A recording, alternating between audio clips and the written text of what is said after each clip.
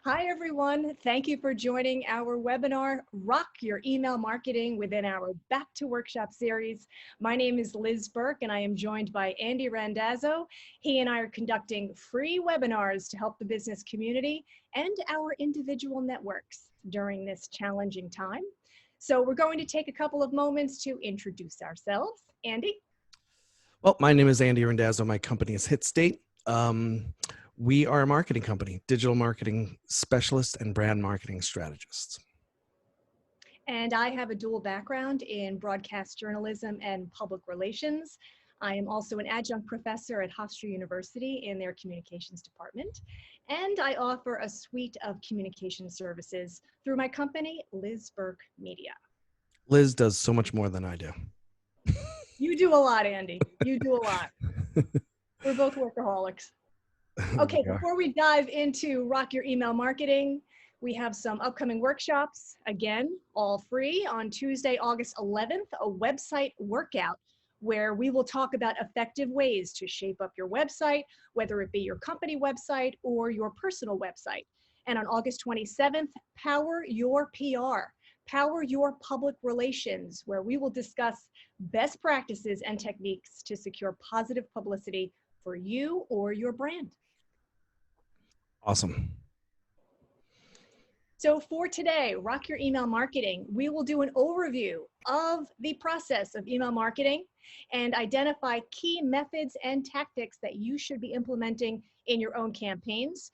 And Andy and I have come up with a top 10 list of email marketing steps that we think are critical to promote your emails and to have a successful campaign overall, and then touch on email analytics. There's a lot involved there, but we will identify the top data points that you need to look at, and also email automation, a very important method within email marketing, which we will go over. On the Q&A, we do ask that you type your questions in the Q&A box below. During the webinar, that's fine. We love questions. Bring them on, and we will answer those questions at the conclusion of the webinar, and we'll answer them verbally. Yes. Thank you. So let's get this party started. Okay. So as far as the benefits of email marketing, I'm going to stop my video here. Okay. So as far as the benefits of email marketing, did you know that email marketing is one of the best forms of marketing out there, dollar for dollar? So a lot of people don't know this, and you would think that maybe it's not.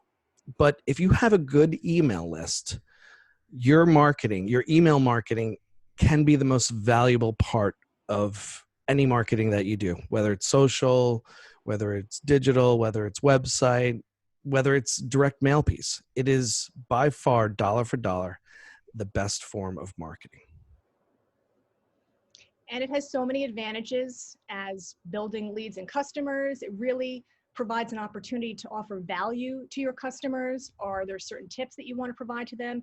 Answering their FAQs through email, solving problems for them. Your customers will appreciate that. Email marketing will help generate sales, increases website traffic, a lot of advantages to email marketing. Absolutely. So who can you email? Number one, we think the best way to go is to create an organic, nurtured email list. This is a list that you want to curate on your own, and that is going to be a highly effective list for you. And a really good email list is similar to gold. You've reached the jackpot here. But you do have to keep in mind that when you are creating your email list, according to email campaign rules, permission is needed. So you can only acquire email addresses if someone has opted in for your email marketing program, if they have made a purchase and gave permission to use their email address, or perhaps provided an email address at an event or a trade show. So you need permission first before you can add them to your email list. Another strategy is to use third-party email lists, which Andy will speak to in terms of the pros and the cons. Yeah, so the pros and the cons of a third-party list or buying a list, right, is exactly what it is. You're buying the list of people that you don't know, right? So what can happen? you'll get an email from somebody that you didn't sign up for. And if you have a product or if they have a product or service that you're interested in, then you may follow through with that email. You may click on the email. You may go through and say, wow, this is something I'm interested in. And a lot of times that's how those lists are curated, right? So an email list, somebody may say, you know what, I just started up a cupcake business and I'm looking for people in Nassau County that like desserts, that have signed up for or like baking, that are in the area of a specific town. So you may go to that list, you may go to somebody, a third party, and say, you know what, I want a list of people that have signed up for other things that are related to baking or cupcakes or anything related to that. So you may get an email that says, okay, you know, you're one of these people that have opted into one of these lists. And now they're sending you information about cupcakes. I love cupcakes, so I'm going to click on it. But it may be that you don't know the company and you're really not interested. So a lot of times, you know, when you do buy a list, a lot of emails will drop out. A lot of people will, you know, unsubscribe to that particular list. But the good thing about it is that you instantly get a list of people that may be interested in your product and or service. So that's the pro. The con is that a lot of times people will drop out when you buy a list. And that's why we say organic is probably the best way to go, and always the way to go. You know, always have some sort of organic email marketing capture and lead form to get people to sign up to your email list and or newsletter. And if you are creating an email list for the first time, buying a third-party email list may be the way to go because it would be a good starting point for you. Absolutely. In terms of content, big question, what type of content should I include in my emails to my target audiences, and how should they be displayed? What should they include? We believe the key characteristics, number one, try to personalize the email. And many email marketing programs provide this functionality where you can personalize it. So there is that salutation at the top, dear so-and-so, before it gets into the content, the body of the email. Make sure that the content, the subject matter, is relevant to the target audience that you are emailing. Many times we receive an email and we think to ourselves, why am I receiving this email? It has nothing to do with my interests. So make sure there is relevancy. Make sure it is direct. Get right to the point. Except for work, no one is reading long form emails. It needs to be short and sweet, to the point. Make it direct. Also make it engaging. You want someone to stop and read your email, look at it, give it an engaging look, engaging content, and make it creative. And that could be in terms of branding or maybe a creative spin that you put on the email. And lastly, mobile responsive, which means that you can view and read that email on any device the same way. So that email will look the same whether I look at it on my mobile phone or I look at it on my laptop. And most email marketing providers that you align with will automatically provide that capability so the emails are mobile responsive. Right. And that goes for just about every one of the platforms that are out there. But yes, there are times that we see emails that come in. I don't know how they get sent them out, but they're definitely not responsive. You know, you can't read it on your mobile device. You have to zoom in, and that's kind of a pain.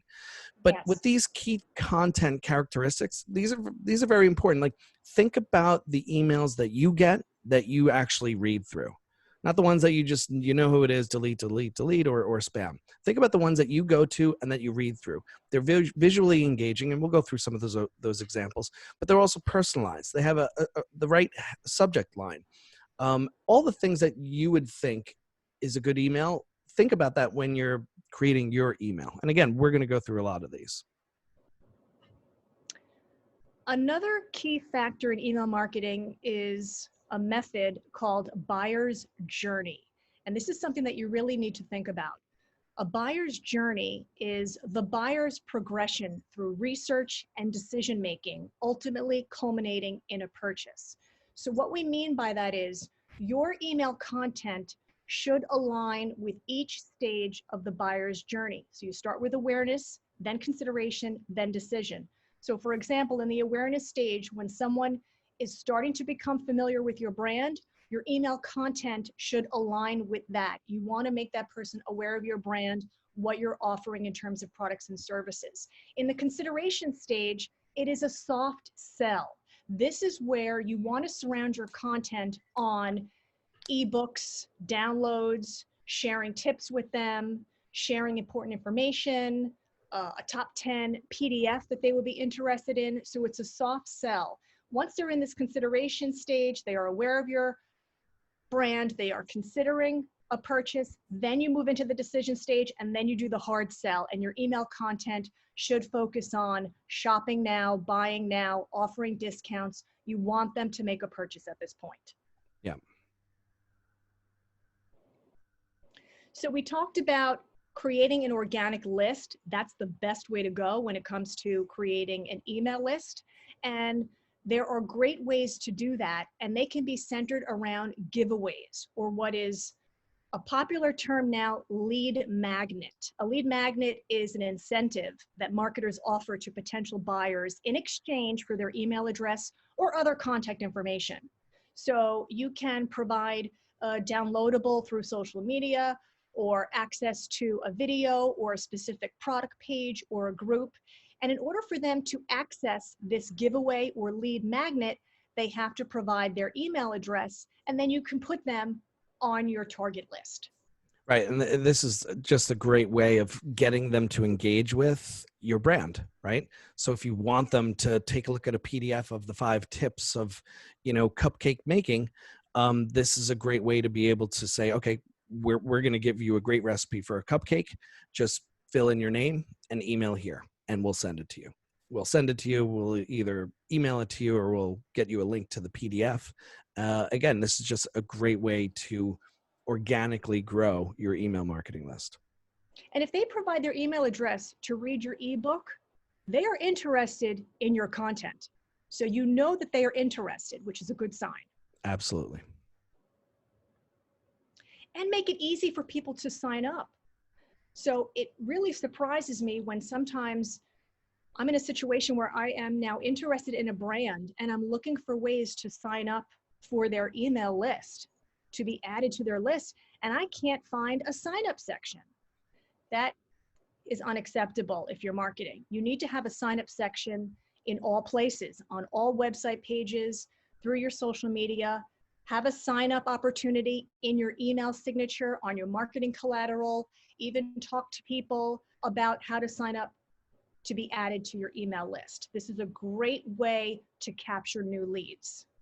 Yeah, and I see sometimes people do overdo it where, it's on every single page of their website. Maybe not every single page, but maybe the contact page, maybe certain pages that you're linking to from a video or from social media, and it goes to a page that has content, and then it asks. And maybe not just immediately ask, and there's different ways that you could do it with whatever email service provider that you have. Sometimes it allows a few seconds before one of these pop-ups come up, or maybe it's when you scroll or how far you scroll. So there's different criteria that you could use to get people to sign up. Right. You want to make it easy for them, but not inundate them. Exactly. So this is a guide that we think would be helpful when you're looking at the necessary elements of an email. And these are 9 different elements to look at. Number 1, most important, is your subject line. It needs to be snappy. It needs to grab people's attention. And in this email subject line, it says email marketing tips you don't want to miss. And they even put emojis in the subject line. And that's a tactic that Andy and I have been using. Yeah, it's funny.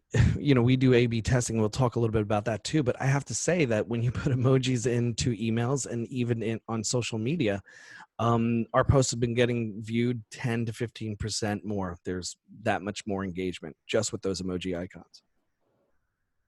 And number 2, targeting. And we touched on this earlier, personalization. So in this case, the salutation is, "Hi, Andy," with an exclamation point. It's getting someone's attention. It's giving a human touch to the email. Number 3, content. Make it relevant to the people that you are emailing and get straight to the point. People don't have time. Get right to the heart of the matter in your email. Number 4, make sure it's a readable layout and format. Don't put people in a position where they have to squint in order to read the email. They want to easily read it. You don't want to frustrate people and have them bounce off your email and delete it or go on to the next one. Make it very easy to read with a nice layout and format. Number 5, eye-catching visuals. Of course, the visuals need to match the content of the email, but make it as engaging as possible. Number 6, a strong call to action. Just like social media, every email should have at least one call to action. And this is a button or a link that sends people to a certain landing page, provides an opportunity to read an ebook, shop now, buy now. And what's also important, and this is a legal requirement in most countries, is that you include an unsubscribe option at the bottom of the email. Email recipients should have the opportunity to unsubscribe if they choose. Number 7, a great way to get attention and to turn a lead into a customer is to offer a discount code or a special offer. So we think that is highly valuable as well, and it may make people more inclined to make a purchase. Number 8, timing. We recommend that you send an email once a week, which is approximately 4 to 5 times a month. We think that is standard and works the best. But take a look at your data analysis, your analytics, and make sure that type of timing works, but you don't want to send too much. And number 9, very important here as well, don't forget landing pages. It is not as effective if you send people from an email to the home page of a website. If, let's say, the email is talking about purchasing coffee mugs, you want to make sure that the link you're sending people to is about coffee mugs. You don't want to add any element of frustration. You also want to make sure that the look and feel of the email matches the look and feel of the landing page you're sending them to. Right. That last one is so important. And people do forget that it needs to go somewhere, that email. It needs to go to some sort of landing page, or maybe it's social media, but it needs to be relevant to what the email was talking about, because otherwise people are confused. That's right. And we have provided some examples here. We think these are effective emails and for different reasons. So in this case, this email is about social media trends, which is something that I am very interested in. It is personalized at the top. Hi, Liz. And it's giving me opportunities to discover new social media trends in 2020, get a free ebook, a full report on social media trends. This is something that I'm interested in. I'm their target audience. And this could also be considered the consideration stage, where it's a soft sell. Right. And you can see the buttons, they probably all go to the same place. And here's another important thing to note, that there are different buttons that probably go to the same place, as well as making the image a button as well, because a lot of times people are used to clicking on images. So using an image to click on a button to a link is important as well. Great point. The next example shows what's going on in the world. This is leveraging timeliness, what we are seeing and doing. A lot of us are working from home. So they have a campaign, Staples, Remote and Ready, Organization Central. They are pushing their desk here as a product, but they are incorporating the work from home element. Where you work totally affects how you work. Keep your work from home space organized and watch the productivity flow. And then they provide an article that is related to this subject matter that you may be interested in reading. And then that may prompt you to think about purchasing a desk from Staples. Yeah. The next example involves clothing brands. These are 2 separate clothing brands. And as you can see in both examples, they are short, focused, creative, and engaging. On the left-hand side, this brand is pushing a new type of yoga pant that is cropped. So these yoga pants are cropped. They use the ruler to align the whole shorter theme, and summer means crop style. So the image matches the subject matter. There is the call to action button, shop now, and they even put a testimonial underneath that is from a customer who ordered these yoga pants recently, love them. Testimonials are always nice. On the right-hand side, this clothing brand is really enticing the email recipient. They're offering a mystery deal. And it would be hard not to click on reveal my deal. What offer will your click reveal? You will click on it, you'll see what the deal is, and it's a very engaging, enticing email. Yeah. In this example, this is a brand surrounded around Tone It Up, which is fitness. And it's here. It's an engaging, compelling email, very short, focused. And what's nice about this email is they listened to their customers. And they're saying here, we've seen all your requests for yoga mats. So the customers were looking to buy their yoga mats that they were showing in their videos, and this is what they did. They're saying our Tone It Up yoga mat is now available, and here you can purchase it. Click on Get My Mat button, and you can make a purchase. So it's a hard sell, but these customers have already been through the awareness, consideration stages, and they're ready to buy the mat. Right. And as you can see from this one and the other two, they're highly visual, right? So the entire email is all about image. I'm sure it goes end to end, and I'm sure there's a little bit more at the bottom, but it's very visual. So having really captivating images is really key. Absolutely. So we recommend that you align with an email marketing provider. And Andy is going to discuss this because even though you do have a lot of work on your hands, creating the content, putting your list together, and doing all of your work, if you take part in aligning with an email marketing provider, then they do the heavy lifting for you.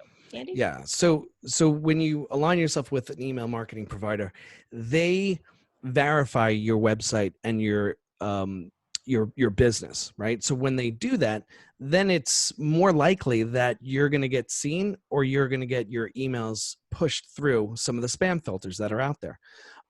If you don't, you may have a lot more bounces than you would send it out on your own, right? So aligning yourself with an email service provider is absolutely key. Probably the top reason is for that, to make sure that your emails go through, because what's the point of having emails if they're not going through, right? They do have incredible templates, scheduling capabilities, target list management.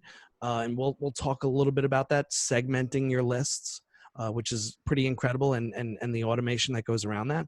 And they all have, from what we see, a social media integration, which is absolutely key. And of course, analytics and tracking, because you want to see, all right, which headline, worked if you're doing like A/B testing, or, what emails do people really want to see or hear from me?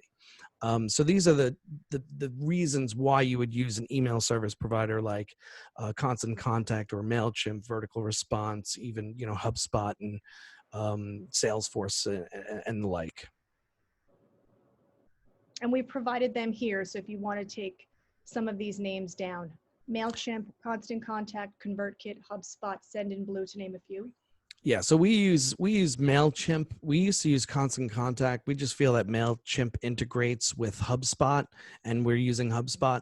So we feel like it just integrates better to know what the journey is of our clients. When they do get an email and they click through, where do they go? What happens? How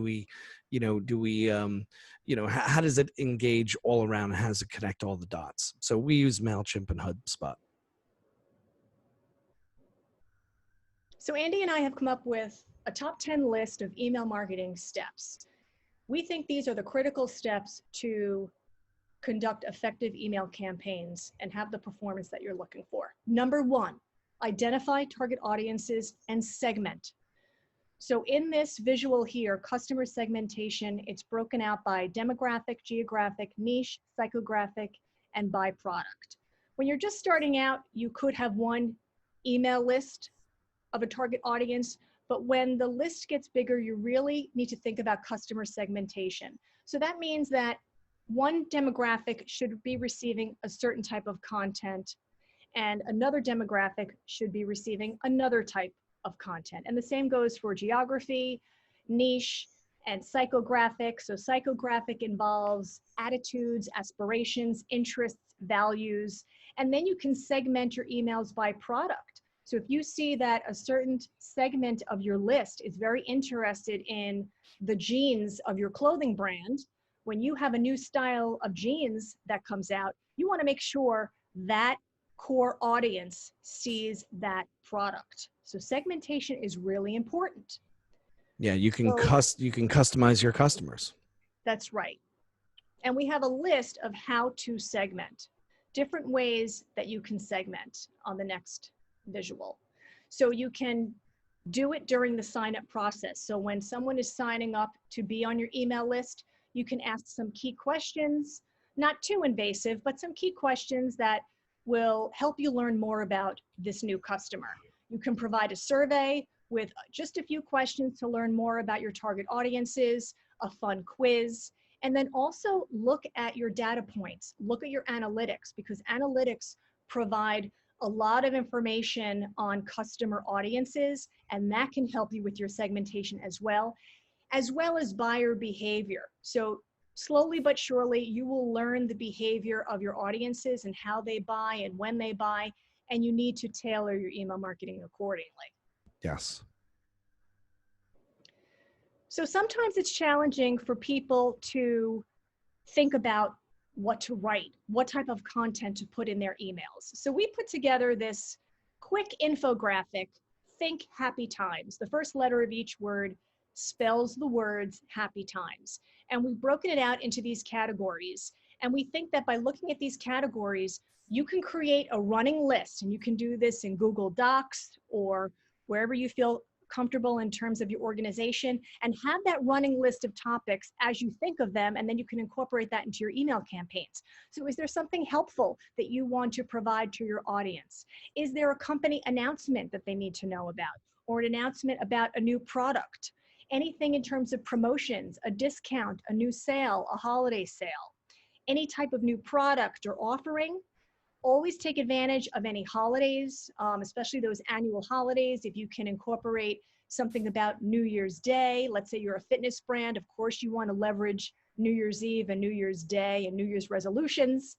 Anything that's trending in your industry, that could be something to write about to your audience, informational. And also think about the marketing collateral that you have. You may have brochures, flyers that you can actually repurpose that content into emails. Also educational. You need to provide tips, top tip of the week, or Tuesday tips. Provide tips that will help your customers. And the customers will feel like you are looking out for them, you're listening to them. And also leveraging seasons. Is there something that you can leverage during the summer that would really align well with your brand or a certain product or service? So think about happy times. Once you've identified your content and you've identified your topics, of course, you're keeping your running list, and that is always a work in progress. You want to create a calendar. Just like you create an editorial calendar for your social media posts, you want to do the same for email marketing. Now, in this example, this is leveraging Valentine's Day. So with one holiday, there are 4 different emails. On the 1st of February, there is the announcement of a Valentine's Day sale. A week later is a reminder about the sale. And then the day before Valentine's Day is your last chance to take advantage of this sale. And then they push an email that is recognizing the holiday of Valentine's Day itself. So 4 opportunities there for one holiday. Yeah, and you know what, calendaring your marketing, whether it be social or email, is incredibly key, because a lot of times if you don't calendar it and if you're not frequent with it and consistent, it's not going to get done. It always gets pushed to the next day or the next day. So having it in a calendar format is absolutely key. Number 3, keep emails short and to the point, and we touched on this earlier. So in this example, this is a short email. It's very focused, it's personalized, and what's nice about it is a reminder. It says, remember the style you saw? So this person, Rebecca, probably clicked on this product, didn't buy, and this brand is now reminding Rebecca about this offering and including the Shop Now button. But it is very focused and short and to the point. Number 4, subject lines. Critical. Write attention-getting subject lines. You want to apply some urgency, some excitement. So if you look at the examples on the left-hand side of the screen, last day to join, huge discount today, a behind-the-scenes look. exclusive offer for you. Any way that you can incorporate you into your subject line that also personalizes it, and then rare opportunity. So it really infuses this excitement, this urgency, and it will make people want to open the email. Yeah, and this is so important, and I feel like a lot of times it just gets thrown to the back. Your subject matter is the first thing that people see. It is literally the first thing that people will see in your email. So again, make it exciting, make it about the product, but also look at it and test it, right? Because there are sometimes there's the subject line and then there's an additional line after that. Some providers allow you to have the line and then another subject line after it. So maybe it's like a headline and maybe the tagline after it. Maybe it's like get cupcakes and then it's, you know, the Memorial Day sale for cupcakes. Well, whatever it may be, just make sure that it's noticeable and it gets people's attention because it is essentially your headline for your ad. Yes, and I keep a running list of subject lines as well. Yep. Number 5, link to a landing page or form. We mentioned earlier that it is not as effective to link to the homepage of a website. You want it to be very direct. So in this case, for this brand, NDA Kitchens, the email itself was focused on contacting them, how to contact them, and asking if they need any kind of work. And that email took them to this contact page. So the email subject matter aligned very well with the destination of that link. Number 6, always include a call to action. And you will see even more than one call to action in an email, giving more opportunity, as in this case. So in this clothing brand, the main call to action button is shop now, but then underneath there is another opportunity leveraging Cyber Monday to click again by using a code SURPRISE at the checkout stage. Number 7, always include social media buttons. And we mentioned that email service providers provide this capability. So in the footer, you can connect your social media platforms with the email itself. Yep. Number 8, send emails on a regular basis. Again, we do recommend approximately 1 time per week. Avoid sending too often. And you really want to make sure that you're in front of your audience. So sending emails on a regular basis provides consistency. It's an ongoing touch point. It really keeps your brand top of mind on a continuous basis. Number 9, do an A/B split test. An A/B split test is the method of comparing 2 versions of content against each other to determine which performs better. And Andy touched on this earlier. So in this example, 50% of the list received a certain type of email and the other 50% received another type of email. And if you can look in the center of the visual, you'll see on the top, that was a 2-column format. And on the bottom, it's a 1-column format. And what they found in this A/B split test is that the 1-column format performed better than the 2-column format. Now, you don't have to compare just format. You can compare subject lines. So 50% could get one subject line and the other 50% could receive another type of subject line. There are all different ways to compare content, but it really helps you understand which emails are performing better than others. Yeah, and what emails to send to what segments of your email lists, because you may have multiple segments. So if you have an email that talks about a specific product and only half the people, you know, responded, you may segment them to send more emails like that in the future, as opposed to the other group, they may get less. That's right. And number 10, assess analytics. So when you align with an email service provider, they will give analytics on an ongoing basis. That cannot be a throwaway part of your campaign. You need to look at these analytics on an ongoing basis and see how your emails are performing. And that assessment will help you in terms of how you move forward with your email marketing campaigns. So always looking at your analytics, assessing. Now, analytics is a very broad topic. It's quite complex. So we wanted to share what we think are the top data points that you should be looking at in terms of analytics. Open rate. Open rate is the percentage of subscribers who opened an email. We believe a good email open rate is approximately 25% and higher. So that's something you want to look at in your analytics.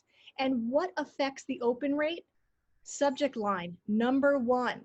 That's how important the subject line is. Also the sender. When you think about when you read your own emails, you tend to first look at the subject line and then you look at who's sending it to you. That will determine whether you open an email or not. And then inactive recipients. If they are inactive, obviously they won't open the email. Click-through rate, for short CTR.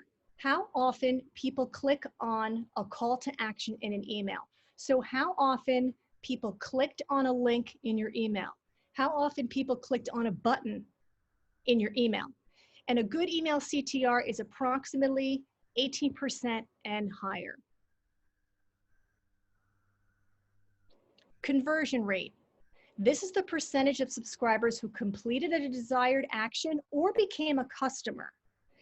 Now, it's difficult to give a good conversion rate because it really depends on the industry. What you want to see is your conversion rate steadily incline.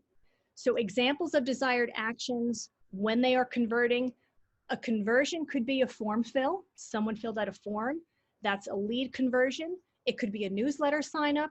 It could be a customer purchase. So a customer purchase is the true definition of a conversion, but you definitely want to look at who is converting and what are they converting on? Is it through a form fill, newsletter sign up, for example, or a customer purchase, as some examples of desired actions. And then bounces. So we've all been there where an email is undeliverable, but it's broken down into a hard bounce and a soft bounce. A hard bounce is when an email is returned to a sender for permanent reasons. It could be an invalid email address, a fake email address, an unknown recipient, perhaps the person no longer works there. A soft bounce when an email fails to deliver due to temporary reasons. The file was too large or the email inbox was full and the email was bounced back. So you want to look at that as well. Right. Automation is really important also, and this is the method of sending emails to prospects and customers based on triggers. So for example, after someone signs up to be added to a company's email list, it is then followed by a welcome email and then perhaps a newsletter sign up email. So if you align with an email marketing provider, most of them provide this type of automation. Yeah, and this is yeah, go ahead. right, and this is absolutely key when you want to go through that client journey, right? So when they click on an email and let's say they do sign up or they don't sign up, they may get put into different buckets. So the person that did sign up, they may get separate emails like a drip campaign. The person that didn't sign up, maybe they get something else that's relatable within, you know, the products or services that you have. So you want to start separating and segmenting and automating some of this. Like if somebody does click and sign up, then they go through the sign up process of what they're signing up for if it's a service. And then they go through that whole process. Let's say it's a webinar, they see the webinar, then after the webinar, they get an email. And then after that, are you still interested? So it just goes on how you can automate and segment this. And here's a visual just to show you what it could look like. So on the far left, that box says joins a list. So this person joined an email list. And then on the second box on the back end, a tag was added so that the subsequent email to that person was the opportunity to download an ebook. This person then waited for 2 days, and then there was the ebook download. So you can see it's a progression of the starting point when someone joins an email list and then subsequent emails after that based on different triggers. And you can set it up any way that you want as long as it's a logical progression, and your email service provider will help you with that. Right. And then it just goes on from there. So the person that did sign up and clicked and got the download, that particular person, you introduce yourself. Now you're waiting for a little bit. Then you introduce yourself again. And then it gets into, you know, as you see at the top there, a qualified sales lead. Then there is the email call to action and so on and so forth. And you can keep segment these down as far as you can. We try to do it no more than 3 times, like a segmentation drip campaign. When we're starting a campaign like this, like an email marketing automated sales funnel, then that's essentially what this is. These are the people that are interested, and this is their journey. These are the people that are not interested, and there's that journey. And you can set it up in between each email, how many days you want to wait for the next email to launch through this automation. Exactly. Now, that's pretty much it for email marketing. Now, a lot of this sometimes seems like a lot, and this is just one component of a lot of marketing tools that you can use to get your product or service to your customers. So if you need any more information, Liz and I offer free consultation to anybody who wants to talk to us about media training and the like, or social media marketing, email marketing, and the like. Please take us up on this. Give us a call, send us an email, reach out to us on our social profiles, and let us know when we can schedule a free consultation, and we can walk you through some of we talked about here with email marketing, or any of the other topics that we have in our training sessions. That's right. Now we have some questions and comments that came in. Yes, questions. Which is great. Love questions. Question number 1. What are your thoughts on sweepstakes lists? Well, I'm guessing is that a sweepstake list that somebody purchased? Because if that's the case, then just like any purchase list, you may get a dump of emails that get bounced or go away. Now, if it's you creating the sweepstakes and creating that list, again, that's like anything else that you would get for free, where it's like a download, or hey, I'm going to give you the top 5 tips that you should be thinking about in your marketing during this time that we're in, right? So those 5 tips may be downloaded, and that's a pretty good list because they already engaged with you. You already gave them the download, so that's a pretty good list. So it can be good depending on what the sweepstakes was and how relative it was to them and or your business. So there's a lot of factors in there with using something like that. But again, it's another lead magnet, another way to capture somebody's emails.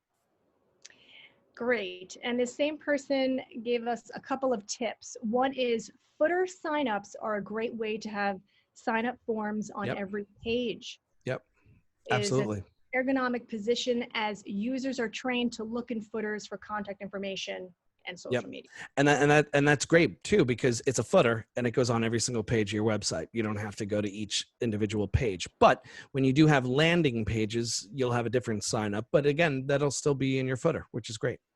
Okay. And the same person said, I just made the switch to, I'm going to spell it, KLA, as in Victor, IYO, and love it.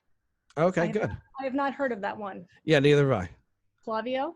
Yeah, okay. Thank you. Very cool. We'll get into that. And we have another question. How will I know what type of email template to use for my brand? Okay. There's a lot of these email marketing platforms. They provide templates for you, and sometimes they'll even segment them out. So they may say sales, templates. They may have downloadable templates, templates that you could use for like a download. So they segment it out. If it's like a training video, it may have a certain template, a certain kind of look where you can drop a video in there, or at least an animated GIF that will link out to a video. So a lot of the email service providers have different templates in there for what it is. If you have a product that you're selling, it may be a different template than if it's just a service and it's just a list of some of the services that you provide. So they a lot of times have those. Right. And if you have your own branding, there are placeholders to insert. Yep. Yeah. You just swap out the logos, you swap out some of the colors, and then make it your own. And then a lot of times from there, then you can save those templates. A lot of these email service providers, they allow you to save your template. So you could save your logo, save your kinds of colors, save, some of the links, save the footers and things like that, which is great. Great. Thank you for your questions and comments.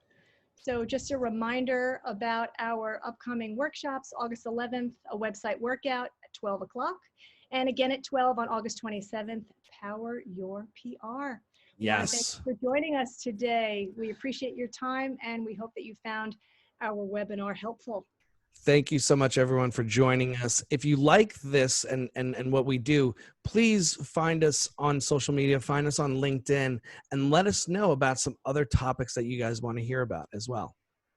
Yes, and also we will send registration links to you about these upcoming workshops if you're interested in joining those. Cool. All right. Well, listen, enjoy the rest of the week, everyone, and get out there and do stuff. Thank you. Have a great day. So long, Bye-bye. everyone. Bye-bye.